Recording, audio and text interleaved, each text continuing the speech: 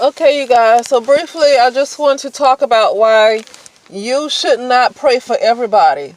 I know people that's in certain types of religion and people that's just love and light, and I don't want to say that in a way to be sarcastic. I'm saying it in the way that that type of mindset it can cost you your life. It can literally cost you your life having a love and light mindset all the time. Now, let me tell you something. It's nothing wrong with balance. It's nothing wrong with being love and light at the correct time. But sometimes it's not always good to be love and light. And I'm about to say something about prayers in this audio too. But I want to briefly talk about why it's just not balanced to be love and light all the time, especially when there's times where you should not be. Because practicing too much forgiveness on people who have not asked for your forgiveness. Because forgiveness, there's been a saying that forgiveness is for you and not for the other person. No, forgiveness is for that other person, and forgiveness is for that energy. Releasing bitterness and guilt and shame and all that stuff, and releasing what you call I forgot the other word, but yeah, releasing bitterness is for you. Kind of like releasing that negative energy, releasing those emotions. And I won't say, at least deal with the emotions and then kind of learn how to work with those emotions. That's for you. But forgiveness is for them. And if they don't feel like they're doing anything wrong, then you're just kind of constantly pardoning that energy. And religion has taught you that forgiveness is for you and not for them. It's actually pardoning that energy, and it's allowing that energy to constantly cross you. Okay, but I want to get into why you should not pray for everybody. So the popular thing for people who are kind of religious, and when I say religious, I'm more speaking about Christianity. I'm not really talking about just any religion, because it's all kinds of religion. Satanism is a religion. Okay, Islam is a religion. So all religions don't talk about praying for other people all the time. There's different kinds of religions. So the religion I'm specifically talking about is Christianity. But I'm going to tell you what I learned from experience why you should not pray for everybody. Because Christianity has not, if you reading the Bible, I'm not a Christian, but the one thing I know, when I was going to church, I would make sure to read the Bible from front to back every year. One thing I've never seen in the Bible is to pray for everybody. I have not seen where you just pray just for anybody. I just have not seen that. Okay, even though I'm not a Christian now, I remember, because I used to, when I was going to church, I would read the Bible front to back, front to back, front to back. Okay, and so a lot of times people take it upon themselves to feel like they should just pray for anybody, because I don't know. Oh, I didn't put it on this channel. It's one of those cases where you do what you feel is righteous, instead of doing what's right for you, instead of listening to your intuition, instead of paying attention to your inner self and what it's really telling you. A lot of people, for the most part, try to do what they feel is right according to how society wants to program you. Okay, according to how society wants to program you, people do what they think is right according to what other people say. And so you constantly hear this saying, pray for him, pray for me, pray. You see somebody,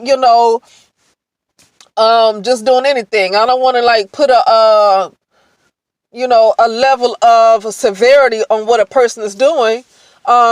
Because to be honest with you, a person might be doing something that might not be as bad as the other person, but this other person that might not be doing as bad have no interest in changing, and somebody else that might have done something terrible might want to change. So I can't really put a severity on on the person according to what they've done. But I'm gonna tell you an experience I had. Okay, so I was in meditations. I do a different type of meditation. And I saw a particular couple that was on YouTube, right? I saw a particular couple that was on YouTube. I saw a vision of them, and it was like a framed picture of them. And when they came into me, I already knew that something was going on. I said, okay, well, maybe I should just pray for them, okay? Because this vision came to me in a meditation, and so I felt like it was brought to me for that reason. But sometimes I just get visions, and it does not mean anything. And so I just kind of, briefly prayed for this couple. Nothing serious. I just, and next thing I know, the woman, her shadow, this woman's shadow attacked me in my sleep. And when I was dreaming, this woman's shadow, her lower self. You look at her on TV, she doesn't appear to be in her lower self. But her shadow attacked me. Okay? Here's what I want to say about that. Everybody, you can't pray for them. And this is a Christian couple, by the way, that came into a vision of mine during meditation. This is a Christian couple that goes to church on Sundays. Okay? Not to say that Christian people can't do no wrong. That's not the point I'm making. But you don't know what kind of deals. Excuse me, you guys, too, because there's some smoke around here, and so it's kind of making my nose be a little runny. But I'm sorry. So you don't know what kind of deals people have made that have kept them from being able to receive any prayers, okay? Some people have passed the point of no return, and some people it's not meant for you to pray for them at that time, right? So I tried to look into it a little bit, see what's going on, and it looked like maybe on the woman's side, she might have made some deals so she can get extra money. Oh, so sorry, guys, if I'm stuffy. She probably made extra deals so she can get some money. She could have signed a contract that was not for her best interest, especially her soul. And so when you sign contracts and you don't understand what you're really signing, I'm not going to judge people for that, but when you sign contracts and you don't really understand what you're signing, you can't pray for that person at that time. Now, you can probably pray for them in maybe the next year, but when somebody probably signed their soul away, and I think that is why this person's shadow, their lower self, attacked me, because whatever kind of deal this person signed, it could have been something that would allow her shadow to take over her, okay? Meaning that they kind of sold their soul away. Okay? And hold on a second, guys. And so I didn't know all of that, but that's why you should definitely check with your higher self or whatever source you pray to. It don't matter. As long as you get the answers you need, it doesn't matter who you're praying to, as long as you get your answer, right? Some people say higher self, they get the answer. Some people say Buddha, they get the answer. Some people say God, Jesus Christ, they get the answer. Don't matter, as long as you get the answer, okay? So it's best to be sure before you just pray all nilly-willy that you're supposed to be praying for that person, because your butt can get attacked in the spiritual realm and you can probably die if you pray for a person and you ain't supposed to pray for them. And I ain't no loving light person. This was during meditation, and I just happened to see a vision of this couple, and so I thought they came into my vision for that reason. But sometimes I just get visions. Sometimes I just have dreams, and it's not meant for me to say anything. I'm just one of those people that I see. I see things that's happening, and it's not always meant for me to say anything, and I'm still learning my gift, and that's why I got attacked like that, because I'm still learning my gifts. I see a lot of things. That doesn't always mean it's time for me to say anything. And it doesn't mean that I should ever say anything. I'm just a person that has the gift of seeing. And that's when I'm to myself and I'm really able to meditate, because even if you have a gift of seeing, if you're a person that's constantly busy, you ain't gonna see nothing because you're too busy. Okay? So even with that kind of gift, you have to still find time to not be busy in order to really hone your gift. Same thing with any other gift, singing, acting, whatever your gift is. If you're not making time for it because you got something else to do, then you're just not going to have it, right? It's going to go away. So that's what I'm going to talk about, because I hear a lot of people say, pray for them. You see a person that's probably constantly doing something. They've been doing something for years. They show no signs of changing their behavior. And it's the saying is always to pray for them. To pray for them. Some people have passed the point of no return. Some people you're never supposed to pray for. And some people you're just not supposed to pray for them at that time. For this particular couple, you probably can't pray for them for a good little while. Now, because I have a certain gift, that's the reason why I might have been attacked by this lady's shadow. But everybody ain't going to experience that. So, but that's what I'm saying, is that this lady might have made a deal to sign herself away, and probably to sign herself and her family over. In the spiritual realm, that is now. She probably made some deals. And you can't pray for that because she's already signed the contract, okay? You can't pray for that. Nothing can happen.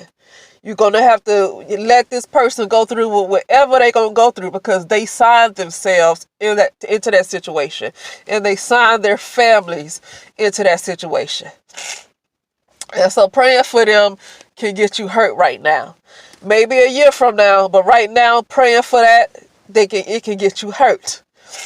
And praying for somebody who's an extreme narcissist, a narcissistic abuser, that's just wayward, and they have no interest in changing their ways, period. You don't really pray for that either. Some people are just past the point of no return, okay? That's why I say you don't pray for everything. You don't just pray for everybody. You make sure. Some people have said that they don't feel led to pray. I remember when I was going to church before I moved out to California. And I used to talk to a friend on the phone, and she used to say, for certain people, she used to say, "Oh, I just don't feel led to pray for them." I said, "No, you're not supposed to pray for everybody." Even back then, I knew that. If you're not feeling led to pray, you're not supposed to pray. You don't just have to pray for everybody. Christians, unfortunately, and I know Christians because I was a Christian. Christians make it seem like every time somebody do something, you just supposed to pray. If the pastor's going out sleeping with 5 different women in the congregation, Christians make it seem like you're supposed to pray for him. No, you ain't supposed to pray for him, because he know that he messing up and he don't care. He ain't making no mistakes. He's doing what he's doing on purpose. He don't care. He don't care. That's not something that you pray for, okay? That is something that you check, especially if you're a member of that church. And too often church members, instead of checking the pastor, instead of holding the pastor accountable for things that they're doing, because it's a lot of pastors that have affairs, cheat on their wives with certain women in the congregation. And because the congregation don't want to step up to the pastor and call him out on his mess, they would rather pray for him. That's kind of a way of being cowardly. You don't pray for a person who knows they're married. They stand up in the pulpit. They will preach to you something totally different from the way they live their life. Okay? And then they purposely go and sleep with these women wherever they do it. That's no mistake, and that's nothing that you pray for. That's something that you call out. That's nothing that you pray for. And so that's all I want to say, is that you should not pray for everybody, and really try to pray for people that you should not pray for. can really cause you a lot of harm if it doesn't take you out. It can cause you a lot of harm, because the Bible has never told you, even if I'm not a Christian, but one thing I know is that a lot of Christians, the things they do and the things they try to tell other people to do is something that is not even in the Bible. The Bible doesn't even tell you to forgive everybody. The Bible doesn't even tell you to forgive everybody. And the Bible doesn't even tell you that forgiveness is for you and not for the other person. And forgiveness is for the other person. The Bible says that if your brother or your sister sins against you, you give them 77 times 7 or 7 times 7. 70 times 7. It's one of those. But it tells you to forgive a brother or a sister. It doesn't just tell you to forgive anybody who's just a renegade and doing whatever the heck they want to do. Okay? And you need to, and the Bible also says, judge a tree by the fruit that it bears. So if you're not seeing no fruits of whatever religion they call themselves practicing, if you're not seeing any fruit from that, then they might not be who they say they are. So the Bible doesn't even tell you to forgive renegade people. Okay, the Bible doesn't even tell you to do that. Not that I even, like I said, I don't go to church and I'm not into Christianity, but I'll tell you one thing, I don't completely just take the Bible to the side either. Okay? But that's what I want to say, is that this extreme loving light and always wanted to forgive and constantly talking about pray for him, pray for her, pray. And just telling you to pray for anybody, telling you just to pray for anybody, no matter what they do, they constantly just say, well, just pray for them. Just pray for them. You know, you can see a person going out there, a serial killer, and they've been a serial killer for years. They have no intention of stopping. And then this extreme loving light person would say, well, just pray for them. That's not something that you pray for. And even if it's not that bad as being a serial killer, some folks, like this couple I seen on TV, that seems to be like, you can't tell there's anything wrong with them. You know, they seem to be like a happy family. But you got to be careful praying for folks like that, because you don't know what they're doing in the dark. They look a certain way on television, but you have no clue what they do in the dark. And so that's why I say you better be very careful who you pray for, because these people could have made some decisions where it can't be it's irreversible. Okay, some people have made decisions, they have signed contracts with people where it's irreversible, and at that time prayers are not going to help them, because they have made the decision, they have made that choice, they have signed their life and the life of their families away, and so they're going to have to deal with suffering for some time. Okay, her shadow came, and this lady's shadow attacked me in the dream world, because of the type of meditation I was in. I didn't just put my hands up and pray. I do a type of meditation where I go beyond the galaxies. And I go above the stars, okay? And so I went into a certain area where if I pray, things will manifest. Okay, it'll manifest. If it's meant to.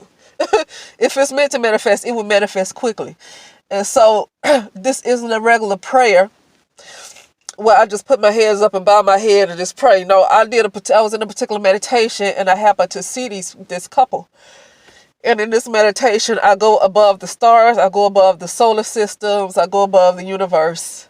Okay, and I go into a particular area, and when in that area, I let my request go in that particular area, and it'll be answered. Okay, and it'll be answered rather quickly if it's meant to be answered. If it's not meant to be answered, oftentimes I see during the meditation where it's just probably not going to be answered. But I just, I do it anyway. And that's why that shadow came after me so hard. Now, if I was just one of those people to bow my head and pray for 2 seconds, that shadow wouldn't have did nothing to me. But what I did was powerful. That was powerful.